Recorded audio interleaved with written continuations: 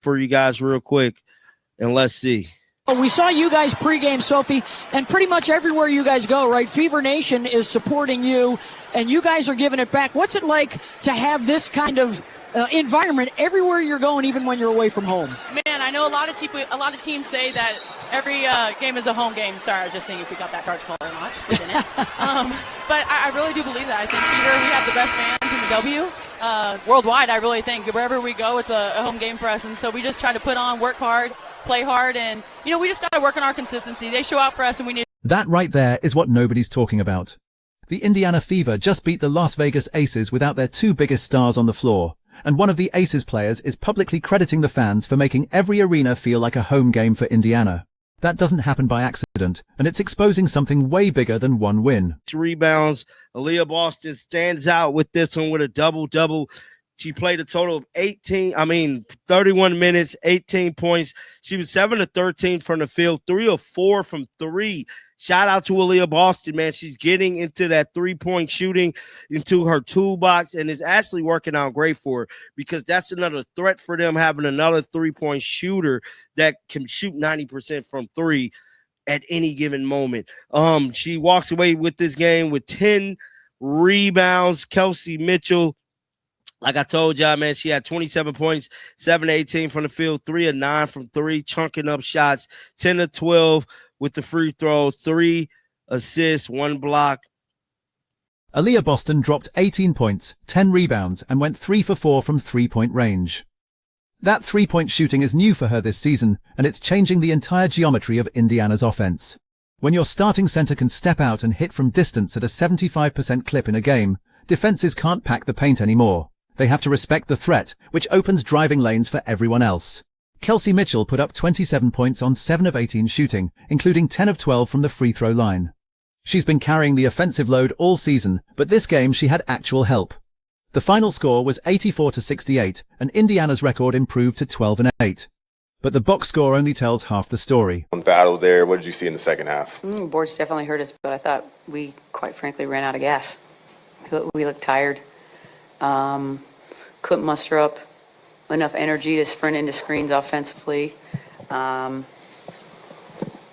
the O boards definitely hurt us in the third quarter. Gets to be a compounding effect when you're not getting stops or they're getting second, third, fourth opportunities. It's just super deflating. Becky Hammon straight up admitted her team ran out of gas. The Aces looked tired, couldn't sprint into screens, and gave up offensive rebounds that turned into second and third chances for Indiana. That's not a coaching excuse. That's a legitimate fatigue problem for a team that's been grinding all season. But here's what Hammon also said. They held Indiana to 84 points, which isn't a terrible defensive night. The problem was on the offensive end. Without Aja Wilson's 28 and 10 that she normally brings, the Aces couldn't generate enough scoring. And Hammon pointed out something critical. It's not just Wilson's points they miss, it's her gravity. The way defenses collapse on her and leave other players open. As far as pace and push and pace. So when we're either taking quick shots or not good shots, they're just off to the races and it puts your defense behind right away. So some of that, our efficiency offensively needs to help our defense. Tonight, like I said, not a terrible job to hold them to 84. We just couldn't score on the other end. So even though I didn't love the third quarter defensively, the problem tonight was on the offensive end more so. When Aja Wilson doesn't play, opposing defenses can cheat off role players and clog the paint. The Aces couldn't get the ball to the second or third side of the floor offensively, which bogged down their entire system. Hammon even changed her starting lineup, going with 2 bigs specifically to match up against Indiana's size. That's a direct response to Aaliyah Boston's impact. Now, the media narrative that's about to drop is predictable and completely dishonest. You're going to see headlines suggesting the Fever only won because Caitlin Clark wasn't playing, as if her absence somehow made the team better. That's garbage, and here's why. Like that, so we have to do a better job of just finding space, moving the ball, and letting things find us on the third and fourth sides. We're not getting the ball to the second side or third side offensively, and it really kind of bogs us down. A question about the lineups. Shuffle a bit today. You've gone with Steph for most of the year. Cheyenne started tonight. Also saw Jewel in the starting lineup now for the past week. Are you kind of experimenting right now, seeing what works, or is there different motivation for some of the lineups? I just felt like we needed to start big with Cheyenne. Actually, I thought Steph played great the game before in Chicago, so it wasn't anything, she did. It was just The Aces are missing their best player too. Arja Wilson is the reigning MVP and the most dominant two-way player in the league. If we're playing the who's missing their star game, Las Vegas has the bigger hole. The difference is that Indiana's depth is finally showing up when it matters. Lexi Hall played 22 minutes, scored 10 points on 5 of 10 shooting, and grabbed 4 rebounds. Monique Billings added 6 points and 6 rebounds in 21 minutes. These aren't all-star numbers, but they're solid contributions from players who've been inconsistent all season. The Fever needed exactly this kind of balanced attack, and they got it on the road in Las Vegas. But there's a bigger pattern here that goes beyond one game. The Fever have now built something that almost no other team in the league has right now, a genuine road advantage. For you guys real quick, and let's see. We saw you guys pregame, Sophie, and pretty much everywhere you guys go, right? Fever Nation is supporting you, and you guys are giving it back. What's it like to have this kind of environment everywhere you're going, even when you're away from home? Man, I know a lot of teams say that every game is a home game. Sorry, I was just saying if we got that charge call or not. We didn't. But I really do believe that. I think Fever, we have the best fans in the W. Worldwide, I really think. Wherever we go, it's a home game for us. And so we just try to put on, work hard, play hard, and, we just got to work on our consistency. They show out for us, and we need to show out for them. We saw you guys pregame, Sophie, and pretty much everywhere you guys go, right? Fever Nation is supporting you, and you guys are giving it back. What's it like to have this kind of environment everywhere you're going, even when you're away? Sophie Cunningham said it out loud. Wherever the Fever go, it feels like a home game because their fans show up in massive numbers. She's not exaggerating. This is the Caitlin Clark effect in full force, but it's benefiting the entire roster even when Clark isn't playing. Think about what that means tactically. Home court advantage in basketball is real. Teams shoot better at home, refs tend to give more favorable calls, and the energy from the crowd affects momentum swings. The Fever are getting that advantage in every building they walk into. That's not just a feel-good story, that's a legitimate competitive edge that changes how you prepare for a playoff run. And here's the part that should actually concern the rest of the league. This wasn't supposed to happen yet. The Fever were projected to be a bottom-tier team fighting for the 8th seed. They're currently 12-8, sitting comfortably in playoff position with 20 games still to play. The growth curve is ahead of schedule. So, we got a couple days here to rest and regroup and go out on the road for one. Coach, you just talked about running out of gas, but in these second halves where things kind of fall flat for you guys, what are some of the commonalities that you're noticing? Well, in the third, like I said, our offense has to help our defense to a certain degree. That's the fastest team in the league, so far as pace and pushing pace. So when we're either taking quick shots or not good shots, Becky Hammon knows what's coming. She talked about needing rest and regrouping before their next road game, but the schedule doesn't care. The Aces are in the middle of a brutal stretch, and Indiana just proved they can exploit a tired opponent. The offensive rebounding battle was the kill shot. In the third quarter, the Fever grabbed multiple second-chance opportunities that Hammon called super deflating. When you're already gassed and the other team keeps getting extra possessions, it compounds. Your defense has to stay on the floor longer, which drains even more energy, which leads to worse rotations and open shots. The Aces gave up 16 offensive rebounds in this game. For a team that prides itself on defensive discipline and controlling the glass, that's a red flag. And it happened because Indiana outworked them in the most basic, fundamental way. They wanted the ball more. Shout out to Aaliyah Boston, man. She's getting into that three-point shooting, into her toolbox, and it's actually working out great for her because that's another threat for them, having another three-point shooter that can shoot 90% from three at any given moment. She walks away with this game with 10 rebounds. Kelsey Mitchell, like I told y'all, man, she had 27 points, 7-18 from the field, 3 of 9 from three, chunking up shots, 10 of 12 with the free throw, 3 assists, 1 block. And Maisha Hans-Allen, whole lot of nothing. Too many minutes, whole lot of nothing. Now, one thing I can say about Maisha Hans-Allen, she a tough cookie, man, but she got to get some boards, dog. She got to get some buckets. I ain't lying to you, dog. I want to see her performing more with the amount of minutes she be playing. We deserve to see her out there balling out. Now, Aaliyah Boston, here's some of the highlights from the game. Aaliyah Boston is the key to all of this. She's added the three-point shot to her game this season, and it's not a gimmick. She's taking smart shots from spots where she's comfortable, and she's knocking them down at a rate that forces defenses to respect it. That's a massive development for a player who was already an elite interior scorer and rebounder. When Boston can step out and hit threes, it pulls the opposing center away from the basket. That creates space for cutters, opens up driving lanes, and makes the Fever's pick-and-roll game exponentially more dangerous. Defenses can't help off her anymore, which means someone else is always playing one-on-one. Kelsey Mitchell is the direct beneficiary. She's getting cleaner looks off the dribble because Boston's defender can't sag into the lane. Mitchell still took 18 shots, which is a high volume, but she got to the free throw line 12 times. That means she was attacking downhill and drawing contact, not just settling for contested jumpers. And you can't necessarily replace 28 and 10 from Asia, obviously, when she's not on the floor. But this group is 1 and 2 without Asia this year. Fundamentally, what is this group doing differently when she's not on the floor? We're trying to find ways to win basketball games. I mean, we've had to play small a little bit more. We've had to scrap, but it's not just Asia's points. It's her gravity. It's her pull. It's how she gets her presence gets other people open. And so now, you know, we're in a lot of situations where people are just really cheating off some players, and it's hard to play like that. So we have to do a better job of just finding space, moving the ball, and letting things find us on the third and fourth sides. We're not getting the ball to the second side or third side offensively, and it really kind of bogs us down.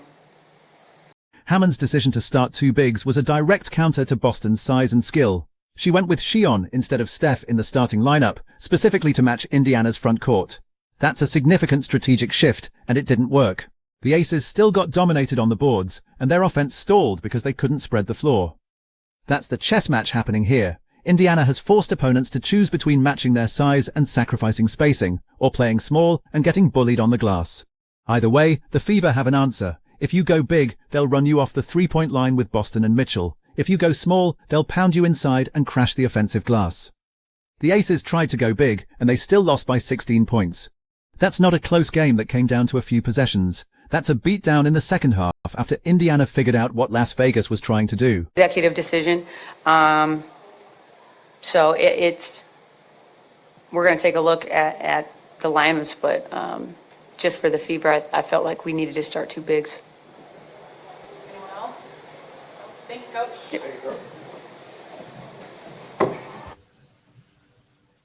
So that was Becky Hammon, man, at the conclusion of the press conference. As you guys can see here, she still don't have an answer for Aaliyah Boston, man.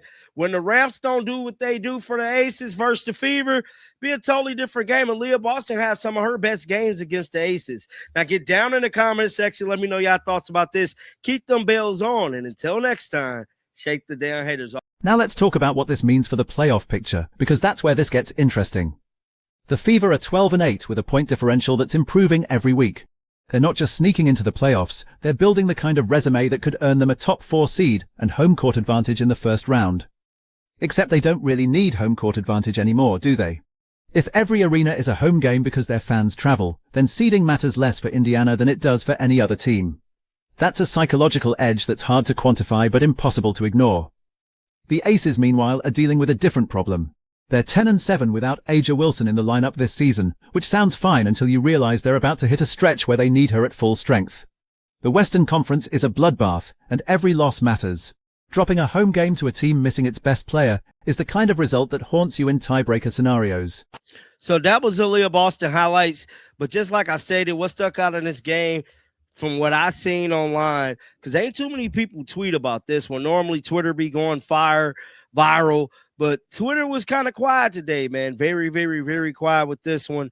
And was definitely Sophie Cunningham comments about the fans. Let's listen to it. Let me blow it up. The social media reaction to this game was weirdly quiet. Normally when the Fever play, Twitter goes nuclear with highlights, hot takes, and arguments. This time, the engagement was muted, and that tells you something about the narrative people are trying to avoid. If Caitlin Clark had played and the Fever won by 16, the story would be Clark dominates Aces in Vegas. If Clark had played and the Fever lost, it would be Clark can't win the big games. But when the Fever win without her, the media doesn't know what to do with it. It breaks the storyline they've been selling all season. The truth is that Indiana is deeper and better coached than anyone expected. Stephanie White has taken heat for some of her rotation decisions, and some of that criticism is fair. But the team is 12-8, they're beating playoff teams on the road, and they're doing it with contributions from players who weren't in the rotation 2 months ago. So the Indiana Fever picks up a big win in Las Vegas. Now, I do want to let y'all know before we get into the video, A'ja Wilson nor Caitlin Clark did not play. Aaliyah Boston walks away with a double-double. Kelsey Mitchell picked up an extra assist. This time she got more than just 2. She actually got 3 assists this game. But overall, man, I really didn't watch a bunch of this game. Indiana Fever nearly walks away with this game, nearly beating the Las Vegas Aces by dub. I still don't believe this game is going to give them any justice for how bad Stephanie White is as a coach. The elephant in the room is what happens when Caitlin Clark comes back. She's the engine that makes everything go, the player who draws the defensive attention that opens up everyone else. When she's on the floor, Boston gets easier looks, Mitchell gets cleaner catch-and-shoot opportunities, and the entire offense runs at a faster pace. But this game proved something important. The Fever can win without her. That's not a knock on Clark, it's a credit to the roster construction and the development of the supporting cast. Championship teams need to be able to survive when their best player has an off night or sits out with an injury.